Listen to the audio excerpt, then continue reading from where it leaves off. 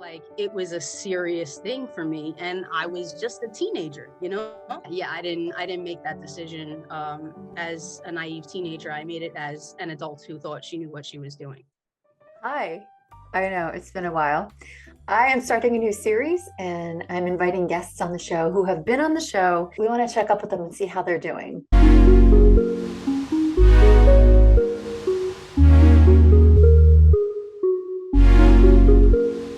For those of you who don't know me, hi, my name is Wendy. I used to be a Jehovah's Witness for upwards of 35 years, and then I started creating content, and we have a really encouraging community here. I like to talk about what happens on the other side of high control religion and narcissistic abuse.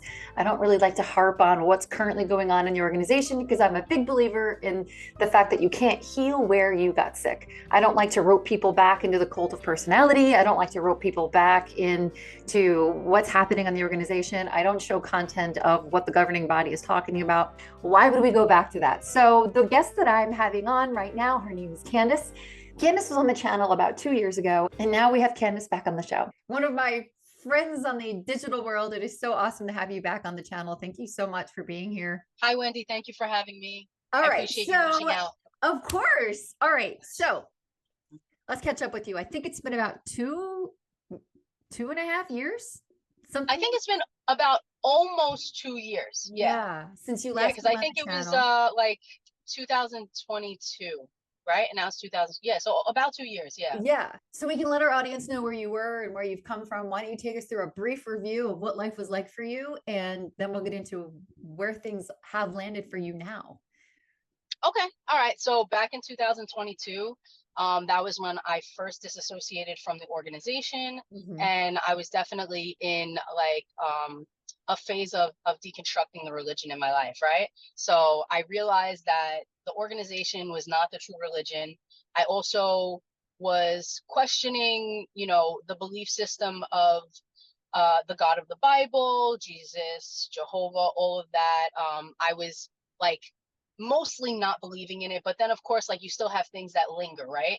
Mm-hmm. And then I was also looking into different belief systems, different practices, just trying to figure out,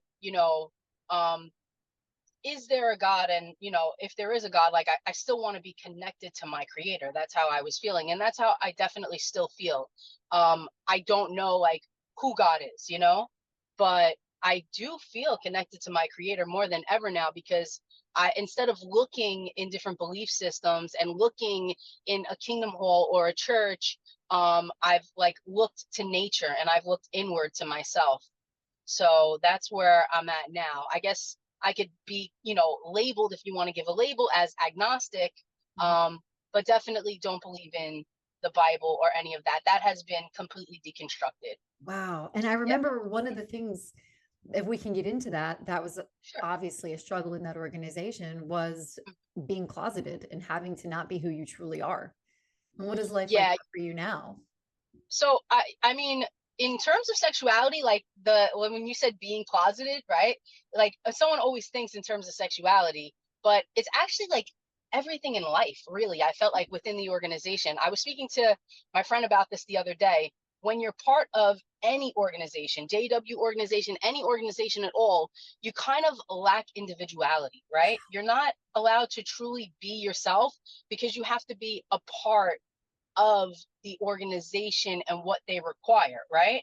So your whole self, like your self-identity, is closeted, even if it's not in relation to sexuality, right? So yeah, I'm lesbian, I'm a gay woman, and at the time that I was in the organization, like I've always known I was gay since like my late teens, I would say, maybe 17, 18 years old. And I was like, practicing gay when I was younger before I entered into the organization. Then I entered in at 25 years old, and I decided for myself to be celibate and then be an NPG, non-practicing gay, which is any gay person within that organization. And then coming out of it, yes, being allowed to be myself, to not have to deny myself, deny my desires, deny who I want to love if I have a love interest, that's just the beginning of really allowing me to get back to myself and my self identity, and realizing that like I have so many beliefs that are so contrary to any type of organized religion, any type of a limiting belief system, really. And things that I discovered about myself just through the journey that started with physical health. That's really how my awakening happened, right? I mean, I started taking care of myself. I started going to the gym. I started eating more healthy. I started realizing that I don't have certain limits, and then questioning the organization because of that, and then completely leaving the organization. And then from the physical, it goes into mental and emotional and spiritual as well. So your deconstruction took, you would say, a couple of years. And do you think that sometimes you're still kind of unraveling?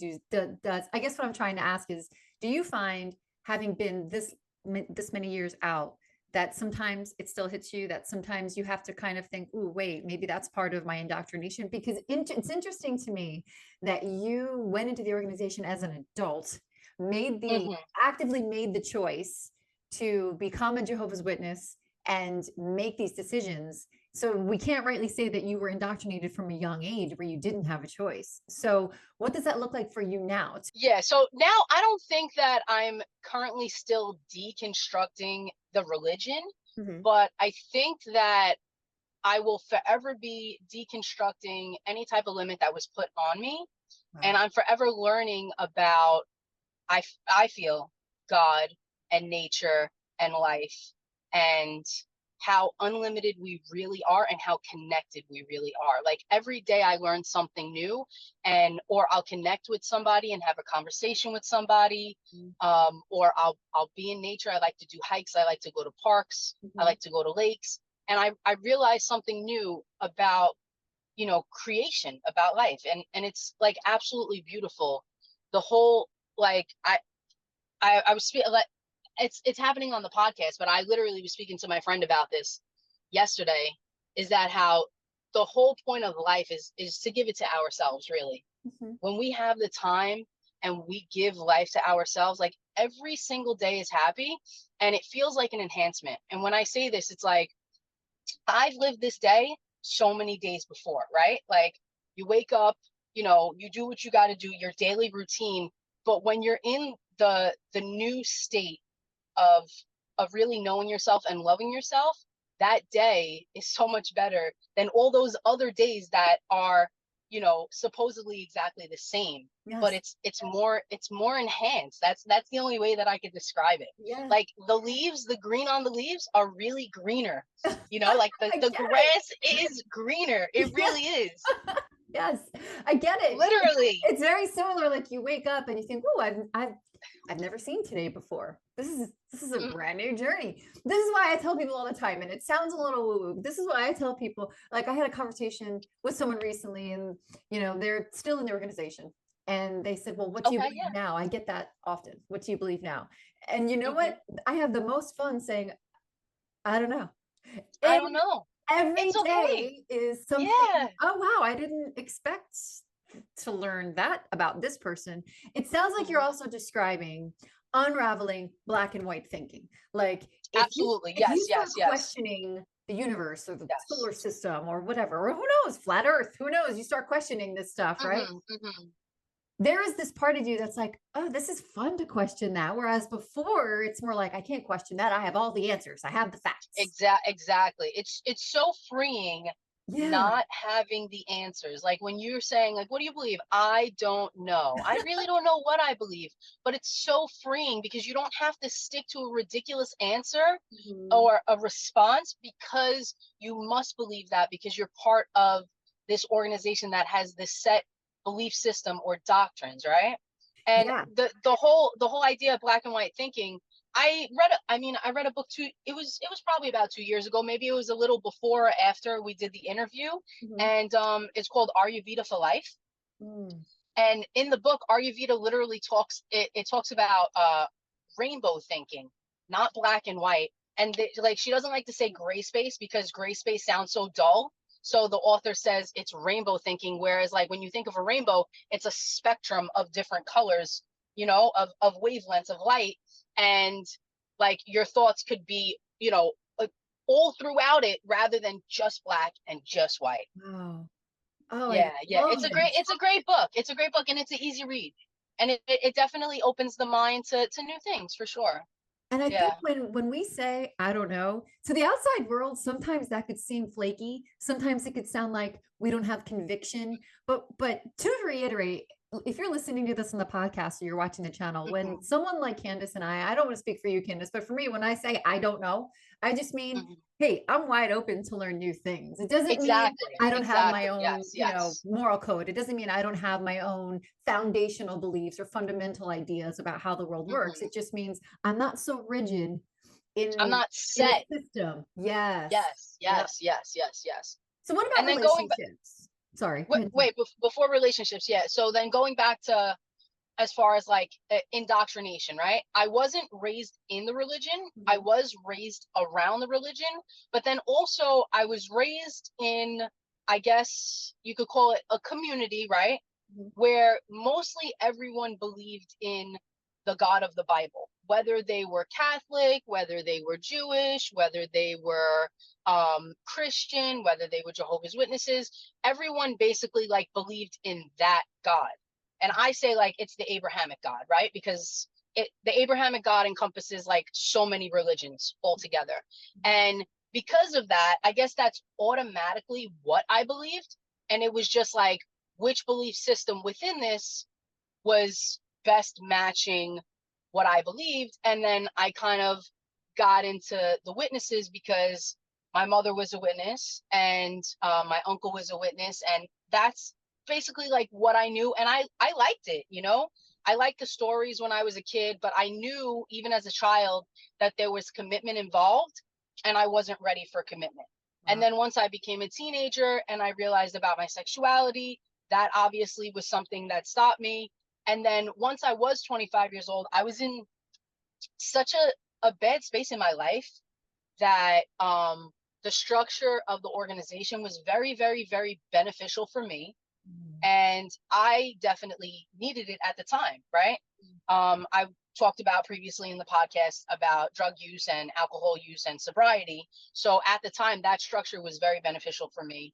And then I do have like, I don't have moments that I'm still indoctrinated. I'm completely deconstructed, but I have moments of remembering when I was indoctrinated, and it's like, oh, that was so cringe, you know? Yeah. Because Yeah. like if I'm like, okay, relationships, if I'm speaking to people who currently still have this belief system, whether they're in the organization, whether they're inactive, whatever the case may be, but they still have this belief system, I hear certain things they say, or I see certain ways of how they are, and I get a little cringe, but I'm like, I was like I that, get so it. I Yeah. can't blame them. I get it. So I know the indoctrination. The only difference between them and me is I'm self-aware and they're not, because they haven't deconstructed yet. I Mhm. think that maybe perhaps a lot of people might be deconstructing within the near future, because there's so many things happening within that organization that are showing that they really have no idea what they're talking about. And they have no way of escaping it now because of the age of information. That's really what's happening.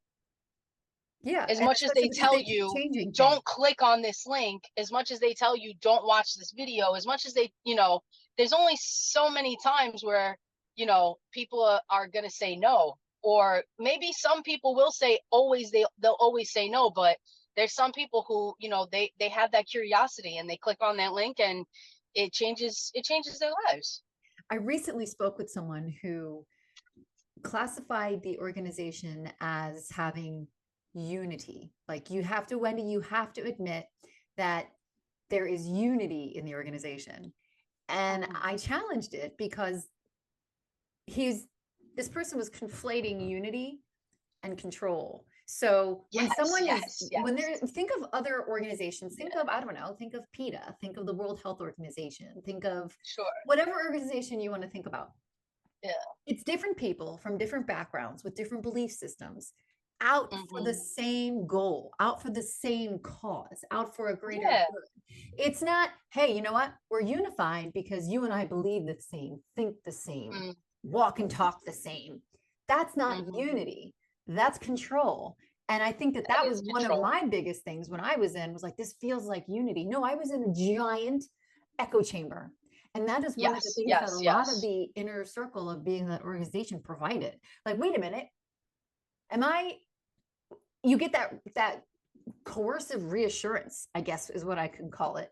And then when you're on the outside, you don't have that. You don't have that. Wait, I'm thinking a certain way. Someone will challenge me, and I want that. I want someone to say, hey, you know what? That may be your black and white thinking popping up again. Or when I do talk to people about their religious beliefs, I think, wow, that's an interesting take on that particular scripture. That's not at all how I saw it in my upbringing. And I really do love that. Yeah. Yeah. The difference between about having being community in the organization. Yeah. When you talked about having community, one of the things that I loved about your first interview was you had nothing but nice things to say about the elders that were in your organization or you're in your congregation, the relationships that you fostered. And what does that look like now that you've disassociated? We know what the majority of our viewers are going through, but for you, what does that look like now? Well, I mean, I basically don't speak to anyone within the organization except for family members, and there's maybe like 2 or 3 people who are inactive but still believe that way, but keep in contact with me. Like, I had a neighbor who lived around the block from me. She's inactive, and we still spoke to each other. We hung out a couple of times, and just speaking about the belief system. I mean, like with everyone, I never bring it up to them.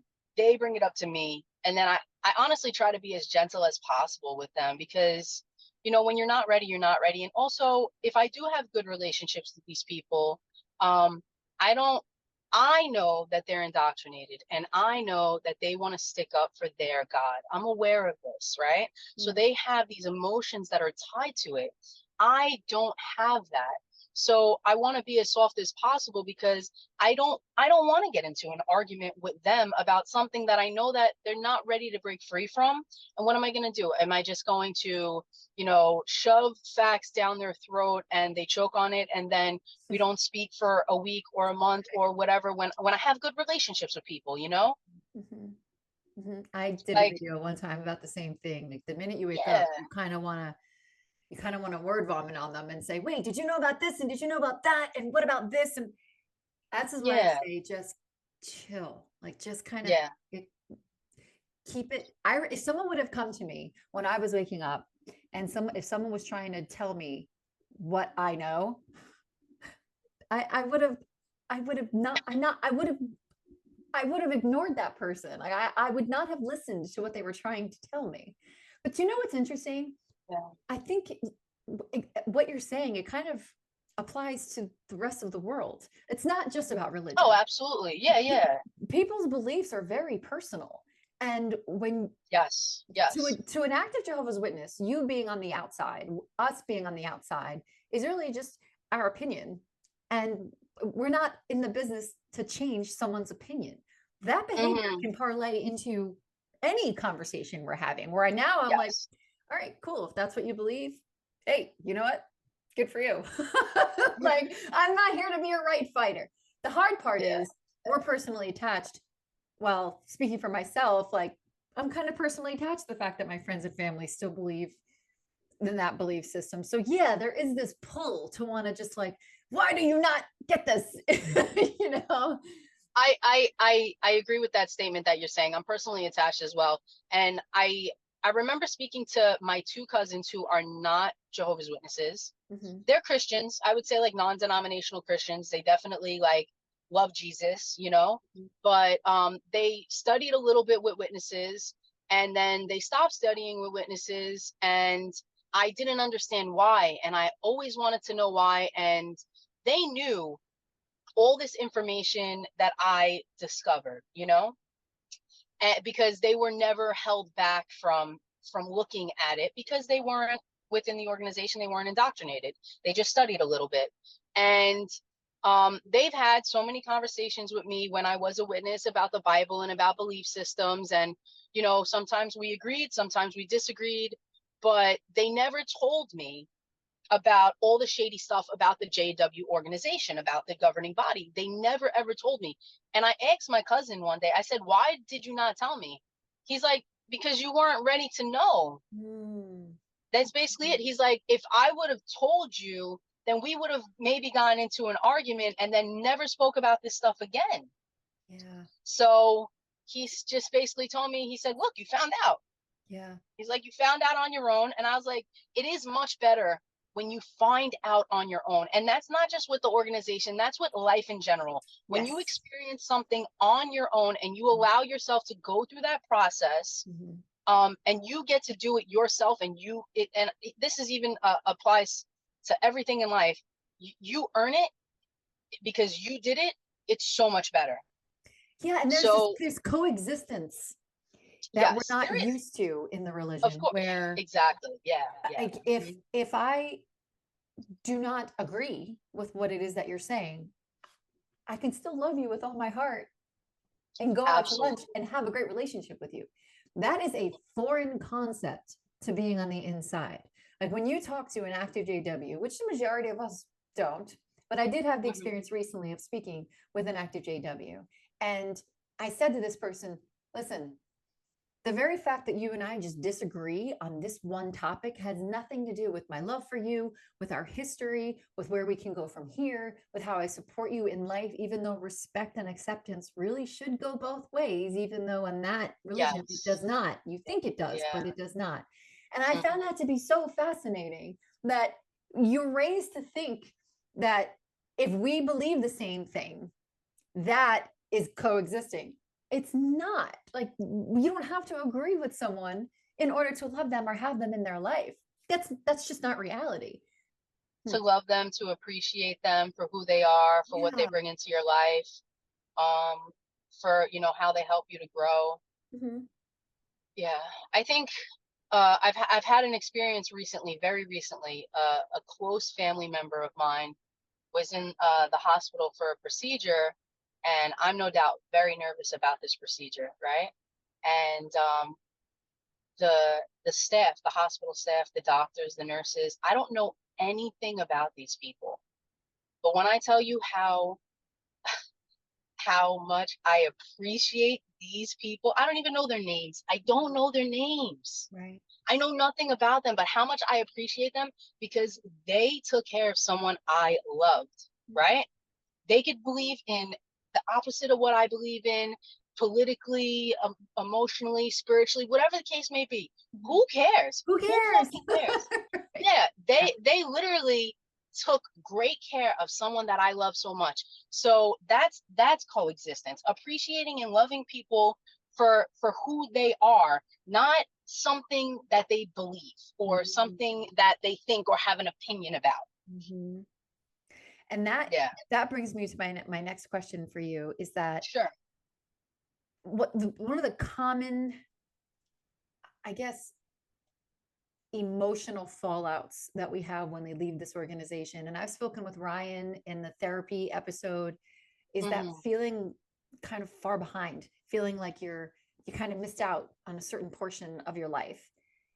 What does that look like for you now that you're out? Because in following you, and you guys have to follow her on Instagram, in following Candice on Instagram, you have this beautiful outlook on life. It seems like you look at every day like a gift, but I want you to speak to that and speak to the people who feel like they have some catching up to do, or they're missing out on a whole life that they could have lived. No doubt the thought has entered my mind at times, but it is in the past. You know that scene in The Lion King where he hits him on the head and he's like, so what? It's in the past. Right. And you know, every day I'm here. And I'm here because of everything that I have experienced, everything that I've gone through. So I wouldn't be here if I wasn't there bringing me here. So I never really think about the past in terms of what if, or did I lose time or anything like that. I think about the past when I have memories of people that I love that are no longer here. And, you know, I get happy when I think about them, or sometimes I get sad because I miss them. But as far as life goes, every single day is a gift, like you just said, and experience every single day as it is. Don't have your foot in the past. Don't have your foot in the future. Obviously, you don't want to be foolish and do something that's going to ruin your future, you know, but you want to live every day as you are. Be completely present, and not just present in terms of time, but presence in terms of where you are. Like, if you're walking, be present in that walking. Mm-hmm. You know, if you're swimming, be present in that swimming. If you're at the beach, allow yourself to be at the beach and enjoy it. Mm-hmm. Don't think about anything else. That's the thing that also happens, is that when we finally get to relax, right? Because we do have very busy lives, because this is what's required in order to live, in order, you know, to make money, whatever. Then when we calm down, we think about things, you know. I've been on the beach thinking about having to do something for work. No. When you're there, just be there.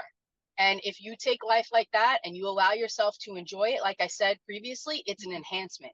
Your life is enhanced, and you're going to be happy all the time. You're still going to get nervous sometimes. You're still going to get anxious sometimes. You still might be afraid sometimes. Sure, you know, certain things come into our lives, and even being present in those scary emotions, just do it. Mm-hmm. Just do it. Allow yourself to experience that. Don't even try to avoid them. I You'll love be so happy that much. you did. I love that you said I couldn't be here if I wasn't there. And Yeah. one of the things that I love, you're talking about mindfulness. And Mhm. I can relate to that so much, because on the inside, you're attached to an outcome.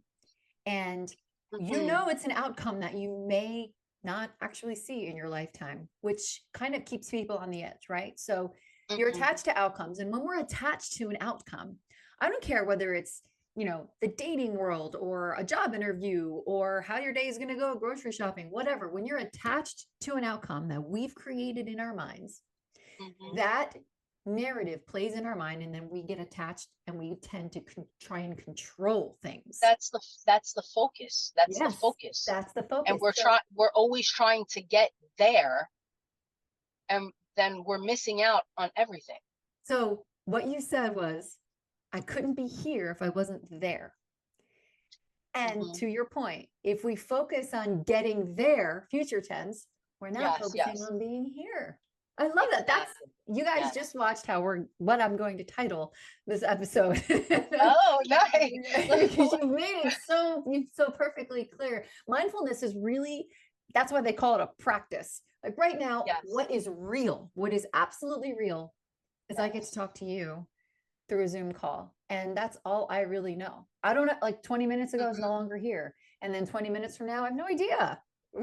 Exactly. Yes, yes. I think I wasted so much time just thinking and overthinking and thinking some more about things that never happened, probably wouldn't happen. The catastrophic mindset. And sometimes, I'll be honest with you guys, I do tend to fall back in there. Sometimes I get lost in the weeds in my brain. I'm an INFJ, I'm the Myers-Briggs. That's what we do. We think about everything, about everything. But there is a freedom to just saying, let me think about right now. If I have to think, let me think about now. And that's kind of how I've focused on it. So That's good. what does it look like? What is the future looking like for you now? What can we expect from you? Mindful about being present now. What does the future look like in the now? Yeah. I don't know what the future looks like. I'm just going to continue living my life as it is. I can only imagine that the future is only going to be better because I continue to live life, experience it, learn new things, connect with people that are great connections that I'm connecting with, and being able to grow. Mm-hmm. And really, that's it. You know, I hope that the future is a beach, maybe a beach house, you know. But really, I'm not even like, I'm not focused on that. I know that the future is gonna be great, just because of the present currently is great, and I'm in a really great mindset, and I'm really happy with my life. I'm really happy with the people in my life. Like I said, I have family members that are JWs. I have very, very good relationships with them, and I've had good relationships with them before, you know, the announcement about you're allowed to be kind to people outside, you know, people who left the organization now. whatever that announcement was. But yeah, I've had good relationships with them. I do have different relationships with each of them. Like one family member completely knows like that I'm never ever coming back. I don't believe in any of it anymore. Then I have another family member that I've definitely said that to, but he doesn't maybe necessarily believe that, or maybe he just needs to not believe that right now. And he'll try to speak to me about like the organization sometimes or his studies sometimes. But we still have a great relationship. And when things like that happen, like I just veer the conversation a little bit. But yeah, I mean, my future is only as good or better than my present, honestly. I love that. And one of the things that I appreciate about this conversation, it reminded me of, you know, if we could speak to those who are watching this and maybe they're kind of really waking up, or maybe they're just, maybe the grief had hit them again, because we say all the time, which is kind of cliche now, that grief isn't linear, and maybe they're in kind of a grieving spot It's right not now. linear, yeah. One of the things that has helped me, because sometimes I know recently I felt like I was just really sad. I really was. I was really sad. And I started running. I started physical fitness. I started, Yes. I am not, I started probably back in March, really getting into kickboxing. 3 nights a week, I am beating the hell out of that bag. And in the beginning, it was, well, I'm not a runner. I am not a kickboxer. So I read this article, I think it was in Psychology Today or something, and it kind of inspired me. And it said, even if you're not where you want to be, even if you're not that person, what would a person who is in that position, what would they think? How would they behave? What would they read? Who would they spend their time with? What would they allow in and out of their life? And I thought, you know what? I think I want to do, okay, I'm not going to sit here and call myself a marathon runner, but if I were a marathon runner right now, what would I do differently? How would I act? How would I think? And so then this question presented itself to me, I think through this article, and it said, if you were to wake up happy tomorrow, what would change? What about your life would change? And I think that's a personal question. It's variable for everybody. So if you're watching this and you are still on the inside, or if you're waking up, wherever you are in this deconstruction journey, think about where you want to land, and how would a person in that position think and behave? What would their activities include? Everything down to, you know, what color would their walls be painted? Whatever you have to do to break this down, that is something that has really kind of helped me move toward that higher version of myself and staying mindful. I love that you even mentioned that just now, because like I've said, so many things that are being mentioned right now, I've had conversations recently about the same exact thing. So it's fresh in my mind to speak about. And getting yourself into a different mindset only happens, like nothing changes if nothing changes, right? The only way that we're going to see a change is if we actually make a change. And I'm definitely biased towards physical health leading into spiritual health and emotional health and mental health, right? That's because it has helped me so greatly. So if anyone is watching this and they do feel like they're in some type of funk, I'm going to use that word, I don't know any better word. Yeah, that's a good word. Get into physical fitness and think about that question that you said. I'm not a marathon runner, but what would a marathon runner do? The marathon runner would continue to run. Even when it fucking hurts, they continue to run, right? So apply that to anything in life. Even if this is hurting right now, deconstruction is hurting, questioning your belief system is hurting, just let it happen and continue in it, right? I was speaking to a trainer at my gym the other day, and he said that the building blocks are in the gym. And I said, you don't know how much that statement speaks, right? Because we were speaking about physical fitness, but it applies to spiritual health. It applies to emotional health. It applies to mental health. It starts with you taking care of yourself physically, but then you realize that you can do hard things. You realize that you can do things that you thought you couldn't do, but only someone else could do. For instance, I can't do a backflip. Only a gymnast could do a backflip. If you try to do backflips consistently every day, you're going to be able to do a backflip. That's just the way it happens. But you don't know that until you do it. You have to continue in it. Consistency is key with everything. And then realizing physically that you don't have these limitations that you yourself placed on yourself, then the unraveling mentally, emotionally, spiritually happens, and you become unlimited. Oh, So that's definitely something that I would tell someone. If it hurts, continue in it. And that question, what would the boxer do? What would the marathon runner do? They always continue in it. Another trainer at my gym, right? We do high intensity interval training. That's so what it's I do. timed. Hits. Yes. Yeah, same. It's and it actually creates new neural pathways in the brain. It helps us to think differently when we do something like that, right? So one of the trainers at my gym, he does a countdown at the end of the time interval, and then we switch over to a new exercise, a new station, right? And he'll start either from 20 seconds, from 10 seconds, from 5 seconds, whatever he says. And he says at the end, when he's counting down, that's not when we slow down. That's when we go our hardest. Yes. And then there's a runner in the gym, and he asks her, he goes, towards the end of the run, do you run slower, or when you're reaching the finish line, do you run faster?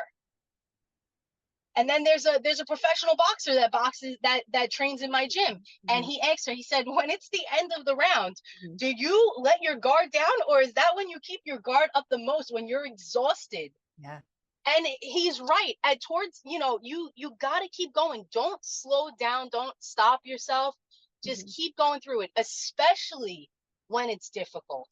Especially when it's difficult. I love this. I love you. Thank you. Thank you. I love you as well. One of the biggest reasons I did start back at the gym was and if you're feeling low right now, Candice, I really hope they're feeling jazzed by our energy, because I mean, how could you not? It causes a dopamine deficit. And so when you get back in the gym, I mean, leaving anything, changing your life, going, grieving, whatever, there is a dopamine, there's a drop in your dopamine. And I started researching healthy sources of dopamine, because I'm not a drinker. I don't really do substance. Like, that's just not who I am. But I still wanted, I felt like I needed something. I didn't want to turn to food. I didn't want to binge Netflix. Like, what? Of course. Yeah. But I live in Florida, so there's always the sunshine, there's always the beach. And those two things, get back in the gym. And I'm not a gym rat. Like, I'm not. And get in the sun. Yeah. I'm not going to sit here and say, oh yeah, I go to the gym and I lift. Like, I am not a gym rat by any stretch of the imagination. So I put on a pair of my daughter's Hey Dudes, because I'm in Florida. I don't have like sneakers. And I put on a pair of my daughter's Hey Dudes, and I ran around the block, and I'm thinking, man, I'm an idiot. I am not a runner. You know what? I just kept telling myself that, like, wait a minute. I am too a runner. Yes, I can do this. And then I started researching the healthier dopamine, and then I got into HIIT. If you're looking up healthier ways to exercise and you're not a gym rat like me, when I got into HIIT, HIIT, I felt, because I get bored easily too. I thought, this is amazing. Yes. So I'm hitting that bag. And then I started researching what happens to the brain when you're doing HIIT, and the dopamine and the hormone production. It kind of came up in this article. So yeah, thank you for touching on that. Now I want to go to the gym. I go to the gym 6 days a week. I'm completely addicted to the gym. Yeah. And you mentioned you do yoga too. I love that. Yes, I do yoga. I love vinyasa yoga. I recently started, my best friend, actually, she is an instructor at a hot yoga studio. It's called Bikram Yoga. They have Bikram there. They have vinyasa. They have something called Ashtanga, which is very advanced. I'll eventually get to it. And then they also have hot Pilates, which is amazing as well. The sweat that happens in hot Pilates this is nothing like it. It's nothing like it. Like, you look like you got hit by a tidal wave. And it's a beautiful detox, not just physically, but once again mentally, because when you're focused on doing these hard things, it's the only thing that you could think about, and everything else goes away. So I definitely recommend, if you're, and I think that's why it was easy for me to leave the organization, because I started physical fitness and self-care in the middle of 2021, in like May of 2021. And then I wrote my disassociation letter January 1st, 2022. So it was easy for me to leave the organization because that dopamine I wasn't in a deficit. I actually was higher than I was previously because of all the physical activity that I was doing. Like, you know, there's a scene in like Legally Blonde where she says that, you know, exercise produces endorphins. Endorphins make you happy, and happy people don't kill people. And it's like a funny scene in that movie, but it really is like true. Like, exercise does make you really, really, really happy. And whenever I see anyone upset or depressed, I think to myself, they need to get out in the sun and they need to exercise. And if you do that, it really is, you're just going to feel better. You really are. You're going to feel better, and you're going to feel better in the moment. And it's going to lead to more overall feeling better throughout life. And then you're going to want that feeling again. So I remember I left it every day. Well, I remember I left my first class, and I'm just not the type of woman to go into a gym and just get started, right? And if I need someone to boss me around. Yeah. Like, I need a class environment. You know, I wish I was the type who could just go in there and, you know, get through it, but I'm not. I'll walk out. I'll bring my water bottle and I'll eat a Snickers bar while I'm on the machines. Like, that's totally, that's totally who I am. But when I walked in, I was with a group of people. There are some men there too, but I was with a group of people who have varying degrees of different levels of fitness. And I went into it with the mindset, I don't care what my physique looks like. I'm here because I want to feel better. I want to think differently. And that was my mindset. And this is one thing, I mean, you're way ahead of me on this, but this is one thing that I remember feeling when I used to do ballroom dancing, and I didn't put it together. So I would leave the dance studio feeling amazing. And it's because I love music and I feel music. But when I leave that gym after doing this interval training, I think that sometimes we get so focused on body beautiful and how my physique looks that I can't work out. A healthy physique, and whatever that looks like for someone, is a byproduct of it's just going a bonus. back and it's just a bonus. It's just feeling better. Just a bonus. Yeah. Looking sexy is just a bonus. It really is. Yeah. I mean, don't get me wrong. When you're in a gym and when you're working out and they have, you know, beautiful lighting, they have mirrors everywhere, you know, you're sweating, you see your muscle tone, and vanity occurs, sure.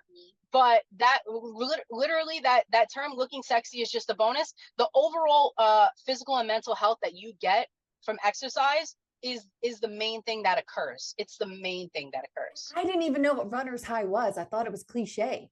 And then I thought, you know what? I only ran like, I don't know, 30 seconds, and I do intervals of sprinting, but I went home. But you know what? I love the sprinting. Yes. And then even after that 30 seconds, I felt really good. And so July 4th, I am happy to announce I'm running my first 5K because it makes sense, Candice. Running a 5K on the 4th of July in Florida. Why would I not? You're going to pass out. Make sure you drink your electrolytes, okay? Make sure. That's something I realize I have to do now with the hot Pilates. I got so dizzy after one class, and I drank a ton of water, and I didn't know if I was going to get out of the hot room or if I had to crawl out of it. So now I make sure, like, I have my electrolytes. So make sure you have them as well beforehand and while you're running. Good reminder. But yeah, that cardio high is the best fucking high. It really is. I love that cardio high. So get out there and get out there and start running something. Or you know what I'll do sometimes? Like, I am really, really into baseball. I think I've made that. I love baseball. Yeah. I mean, we're doing really good against the Braves.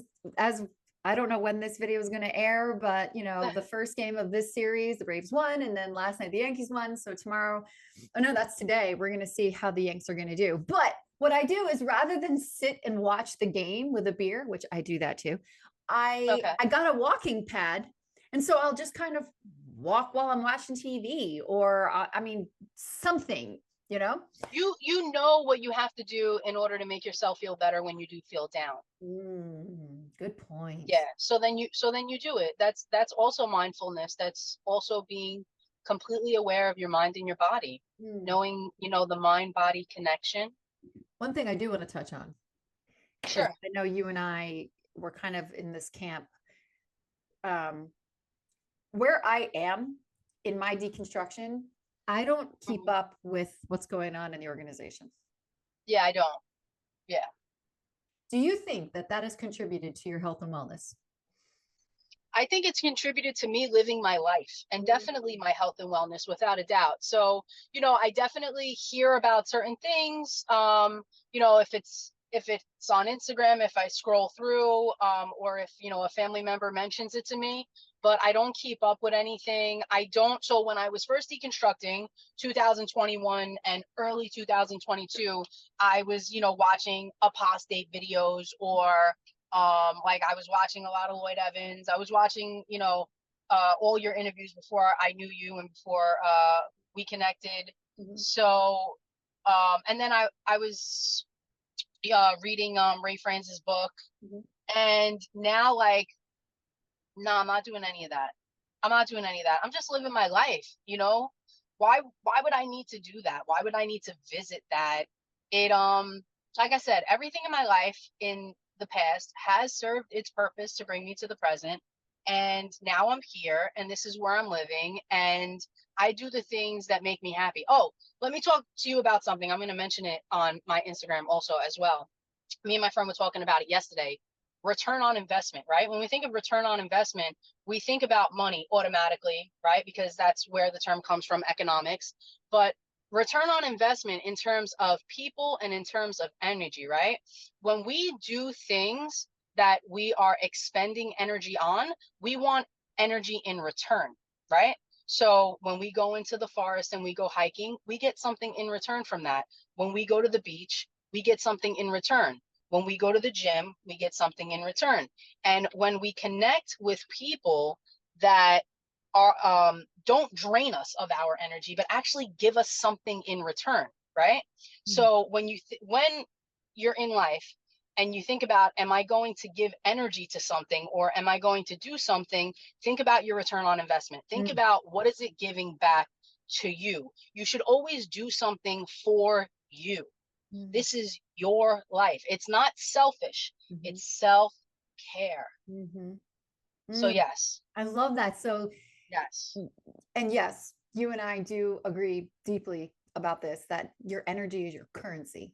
And if you look at your energy in the way you look at whatever your personal finances, can I afford this? My therapist was beautiful when she was kind of helping me. She illustrated boundaries for me. I grew up very boundaryless. Whoever wanted my energy could have it. Whoever would validate me got my attention. And she gave me this illustration, and it seems simplified, but for me, it changed my life. Where was imagine your soul and your heart is a treasure chest full of coins. And, you know, in my past, I would have just given anyone the entire treasure chest. But I start out every day, or a certain relationship, could be a colleague, could be whatever, a new friendship.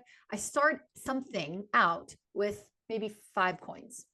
And then little by little, I will give them a coin. And I think to myself, can I afford this? Can I afford this coin? And if I'm tapped out of coins by the end of the day or the week, or however you want to visualize it, the answer is no. I don't have enough energy. I don't have enough time. And that means by the end of these coins, that means I'm not getting anything in return. So I love that you brought this up. And you're tapped out. And you're tapped out. Yeah. So that means I need to make a deposit into that treasure chest, because that person is not giving me an interchange. I love that you said that, because and I'm sure people listening to this can relate, where you do feel like you're selfish for setting these boundaries, for saying, no, I don't have time for that right now. Or no, that is not going to make me happy. That is not going to contribute to my life. Self-care is not just having a bubble bath or going to get a massage. Self-care is literally taking care of yourself 24/7. Yes. And it is a large part of it is being that inner parent. Like, would you, if you're your inner parent think of your inner child. Would you, and you meet a new individual or a group or whatever, or a new mindset even. Would you want to expose your 5-year-old child to this? Well, Yeah, that's where exactly. you have to step in as your inner If parent. you're saying no to that, then you should say no to yourself. Ah, Yes.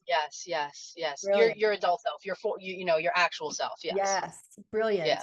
Well, we covered so much on this topic, and I really hope for those of you in the audience, whether you're watching on YouTube or you're listening to the podcast, really hope you leave this episode feeling energized, feeling like you can go about your day and leave the organization in the past, even if it's just for this moment. Absolutely. Yes. Let it go. And take it moment by moment. Yeah. That's what life is, moment by moment. Yes, absolutely. Yes. Candice, love you so much. Really do. Thank you. Love you as well. Well, thank you so much for being here, Candice. We'll talk soon. Bye-bye. You can find Candice on social media. And again, as always, thank you so much for watching, and we'll see you next time.